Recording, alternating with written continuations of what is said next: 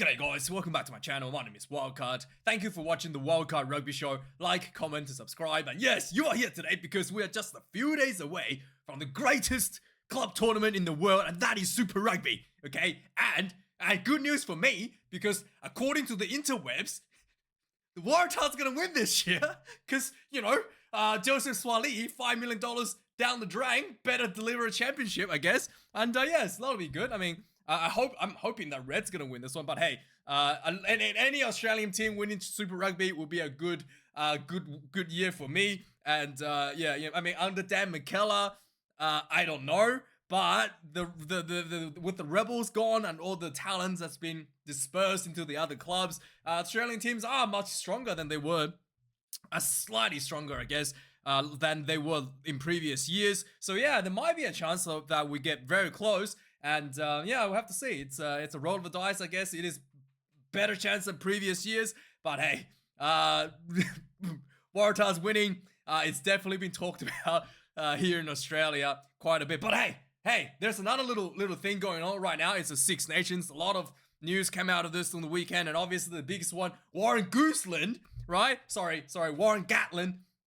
Gatland has decided to leave his role at the Six Nations. I thought he did a great job for the Wales going to Rugby World Cup, getting them out of the pool, something that Eddie Jones couldn't do, right? Something that I thought he did a tremendous job to turn that around from pivot. But then in July this year, I thought he got a bit cocky, only bringing in, the developmental stars and leaving a handful of his core players at home for a rest. I thought that's where he kind of got the Welsh team actually got derailed because there was a big inconsistency between the players that played in the Six Nations in here than the players that played in July. So there wasn't a consistent team. The team has been chop and changed every 3 months, and there was a lack of consistency out there.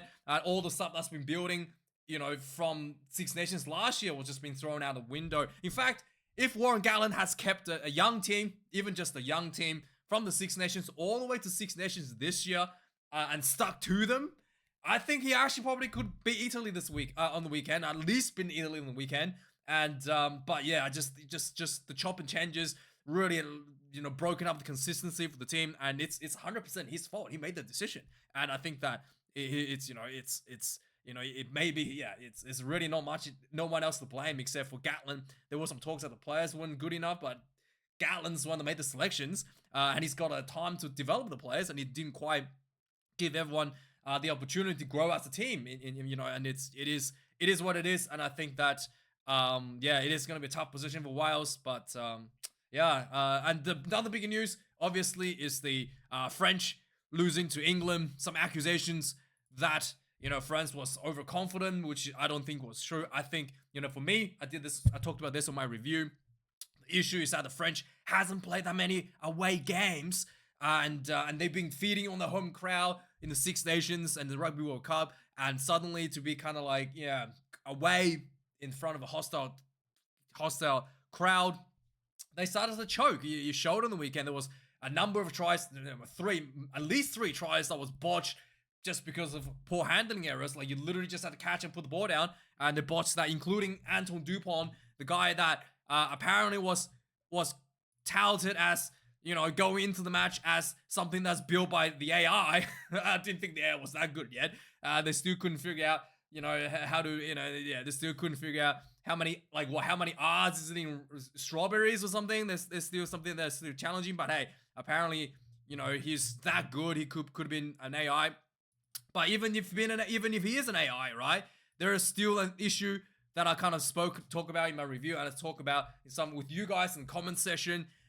Dupont and a lot of the core French players are actually going to go into the 2027 Rugby World Cup having almost never played in the Southern Hemisphere in a test match. So yeah, it's something that I just rugby it's a cruel game. Rugby is a tough game. Rugby is the best game in the world because it takes no prisoners, and there's no easy way, there's no shortcuts. You got to do the hard yards year in, year out to get to the Rugby World Cup and have a slight chance of even winning it, right? And for the French to take the July test series off and not bring their core players because of their club duties. I think it's there needs to be a discussion internally with the French Federation, Rugby Federation, about potentially changing that. And just, it is really, really bad for the players. For example, Antone Dupont, I looked him up. He's only actually ever played one game in the Southern Hemisphere. And that one game is his debut international test match, coming off the bench for about 20 minutes against the Springboks at Durban in 2017. That's the only game he's ever played in the Southern Hemisphere in a 15s match, right? And in addition to that, if all the French players is only allowed to play away games in the Six Nations, that means these core set of players that the French team going to rely to win the Rugby World Cup only have 9, less than 10, 9 away games left before they get into the Rugby World Cup. And all of these 9 games are going to be in the Six Nations. And I just don't know how that's going to work out for this French team. Actually, that might not be true because they have the Autumn Nations test coming up, so it depends how the French line up. They might have a few games. Is that gonna be? That's gonna be the Northern Hemisphere anyway, right? So I don't. Yeah, hang on. Let's quickly look this up. Autumn Nations Series 2026, right? What is going on here, man? 2026. This one will be played.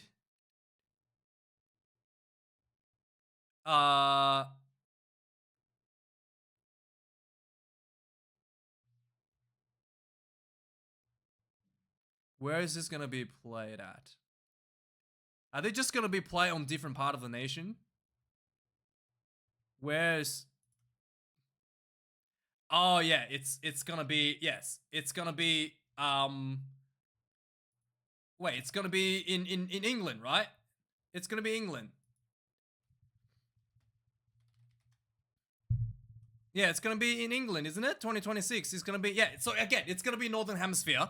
So yeah, they got 9 away games left, more than nine, but they're all gonna be in Northern Hemisphere. So yeah, how that's gonna go, I don't know.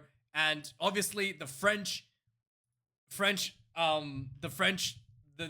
internal politics in the French rugby is obvious. It is something that needs to sort it out. I know the club games are more important to the French public than the July Test series, but come on, away against the All Blacks, something that is, that people dream of playing in their careers. And there's a reason why the All Blacks hasn't lost at home.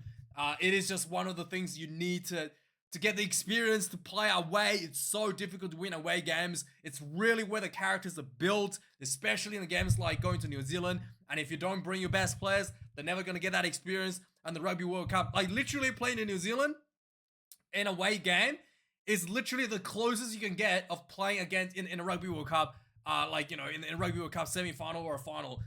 It is just that difficult. And it's really disappointing because the last time the New Zealand actually lost at Eden Park was against the French in 1997, I believe it was. And it is something that, and with so much history between the two teams, for the French to not bring their best to New Zealand as well, just not that great. But yeah, again, the French actually decided that Intermac needs to be banned for an extra week. So it's, again, just the bureaucracy of the French rugby. It's just, it's already showing there's some issues there, because Intermac was supposed to be banned for 2 weeks after, we reduced down to 1 for tackling and tackling school.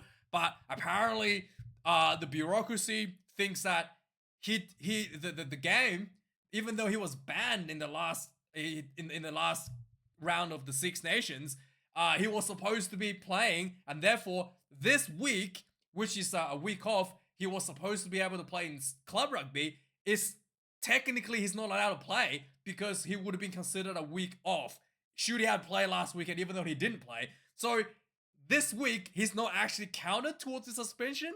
So he's gonna have another week off coming up next week. So he's actually not. So he's technically got a 3-week ban instead of 2 because technical bureaucracy issues, and just just the French bureaucracy, again, shooting themselves in the foot, I think, and being probably a bit over the top. They're asserting their powers upon the players. So yeah, Rugby World Rankings, let's take a quick look here. We've got England moving up 1 rank ahead of Scotland after the big win over France. And the other big news is that Wales dropping for the first time below Georgia and 12th overall in the rankings. I have to literally press the full ranking button to even see Wales on the rankings. They're just fallen that far down and they're no longer showing in the top 10. And yes, speaking of Wales, the performance against Italy was pretty bad in my opinion. Italians had the game in control from start to finish. I wouldn't say start to finish. It was looking like the Wales could potentially had a chance to kind of come back right at the end. If Italians were choking a little bit, there was 2 yellow cards going to the finish against the Italians. The Welsh was playing against 13 players. And there might be a chance for a draw at the end. But nah, it was just not the case. There was a period where the Italians tried to run down the clock and then missed like 3 penalties in a row. And you're just like, oh, is that going to give the Welsh a chance? But no, this was a historical moment for the Italians as well. This was the first time they ever won in round 2 of Six Nations, albeit a home game against Wales. They still be happy to get that record scraped off, and 14 losses in a row for the Welsh. And yeah, things can only get better, I guess, from here. Maybe not yet, maybe yeah. So Matt Sherratt will be stepping in as interim coach. He has actually already said he's not going to be taking up the coaching role full time for the Welsh Union. It is that bad that the interim coach already stated that he doesn't want to stay here full time, and there are some talks about who could potentially take over full time. There's a list of names: Michael Checker, Simon Easterby after he's done with Ireland, Sean Edwards, Steve Tandy, and Matt Sherratt. But oh yeah, and then Franco Smith. I don't know if any of these guys would be interested in the Welsh job, but yeah, it is a tough spot. The good news is the Welsh unions is doing a bit to try to patch things up a little bit. They have come out with a new agreement, professional rugby agreement for 2025, which actually gave more money for the clubs to invest in the bigger squad, which is really good. So they're gonna have funding for a bigger squad, and also they're gonna help retain and also to repatriate players that are overseas to come back and play in the home clubs again. So they're gonna be spending more money to try to attract some of the talents back from overseas and try to I guess build the team back up from the club level as a baseline here. So it is something that I guess it is definitely a step towards the right direction. But yeah, speaking of something, big news from Australia as well. Joe Schmidt has definitely decided to step away from the Wallabies. He has agreed to a small extension to his contract till the end of Rugby Championship. It was initially to the end of July at the end of the Lions tour. He has decided to stay to the end of Rugby Championship for the Australian, for the Australian for Rugby Australia to get a chance to find a replacement for him. And there are some talks. The current 2 frontrunners are actually Dan McKellar and Les Kiss, who's the Reds coach, which is, I think, probably a better selection. And also, there's a little bit of support for Stephen Larkham, but if out of the 3, I would probably say Les Kiss. And really don't want Dan McKellar to be the Wallabies head coach, but yeah, Rugby Australia has big fascination for Dan McKellar. They seem to think him very highly, despite his poor records, both here in Australia, in my opinion, and overseas. I thought he did a terrible job for the Brumbies, to be honest. Despite he was the best performing team because he was the most talented team. And but anyway, his delivery, he got pretty much fired in the Premiership with Leinster. And I don't know how you can take someone from getting fired from Leinster to the Wallabies head coach. Would have been a bit of a head scratcher of a decision there. But there's a bit of a wild card thrown into the hat. That's Ronan O'Gara has actually said he'll be keen to run the Wallabies, which I think is great. He has a really good record with La Rochelle in French, which is a very, very highly competitive environment, and he's got a bit of a temper, which I like. He's got a bit of a demeanor. He's got like a, he's got a really no shits given attitude, and I think I like that. I think the Wallabies needs a bit of a tough love from someone like Ronan Regara. So I actually have full support if Ronan Regara wants to take it over, and also he gets booed in Ireland, which is just the extra cherry on top for me, as the perfect candidate for the Wallabies head coach right there. So gotta love that. With that being said, yeah, so the Joe Schmidt, Ronan O'Gara potentially stepping in. But the reason why Joe Schmidt is taking a break is the same reason he's walked away from the Irish job. He has a son that's a little bit disabled, and he wants to spend more time with him. That's why he moved back to New Zealand from Ireland. He didn't want to be away traveling, and that's why I was really grateful that he even took the Wallabies job to begin with. So for him to do this, I do really appreciate his effort, and I think that the win against England was pretty good for me. I think that was already surpassing my expectations there from Joe Schmidt. Speaking of Ireland, they're going to be handed a few big returns. Ty Furlong, Mac Hansen, and Joe McCarthy are going to be returning for the Six Nations. Mac Hansen was put out late last week in the game against Scotland because of a cut on his knee, so he will be back for a couple rounds. Now, Super Rugby, Super Rugby coming up this week. The New Zealand team has been announced. Big All Blacks being named all around, except for the Hurricanes. Only one All Black. The Hurricanes team is looking really light this year. If you guys know me, I'm a big Hurricanes fan. With the Jody Barrett gone, they lost a couple of youngsters as well to overseas. So yeah, I don't know. I don't know how this Hurricanes team's gonna go. I think the biggest loss is Jody Barrett.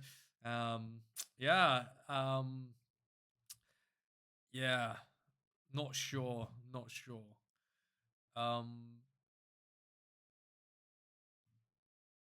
Anyway, let's move on. So Damien McKenzie, the big All Blacks starting fly half, has been moved to the fullback position. Not sure if this was actually something that was suggested from the All Blacks directives, but yeah, he's moved down to fly half to fullback, leaving George Jacob as the number 10.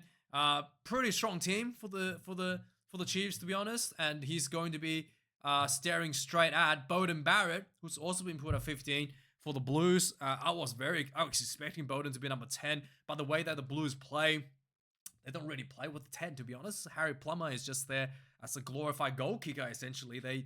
He just passes the ball, and everybody just get the forwards to crash you down and physically belt you for the win. And I think that's probably going to be the same strategy going in for the Blues this year. And with Beauden Barrett at 15, they're probably leaning towards that strategy once again this year without needing much of a playmaker. The Crusaders, the one guy that I really want to look forward to is Rabbit. That is James O'Connor. He is actually qualified to play for the All Blacks at some point. I think maybe end of this year, so he might be qualified to November because he has 3 years off on the Wallabies. I think just about 3 years at the end of the year.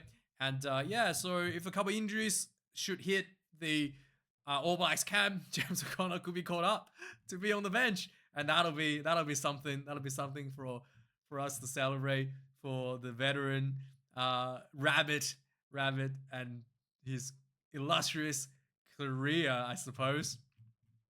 And then we've got some news from a Fijian overseas.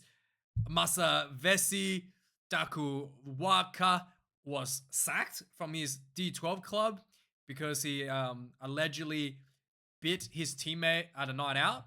So yeah, he didn't quite understand what French kissing was supposed to be, I guess. And there was some rumors swirling around. Michael Cheika is rumored to be going to head coaching Racing 92. He has already told Leinster that he's told the Leicester Tigers that it's going to be out. And also there is some talks that Handre Pollard potentially heading to Japan's Suntory Sunglife as well himself. So some easy money in the line of the Rising Sun there for Handre Pollard. But yeah, overall, as you would expect for such a big name player to be making big money in Japan. So yeah, that's the news this week, guys. Let me know your thoughts. Let me know your predictions for Super Rugby, I guess.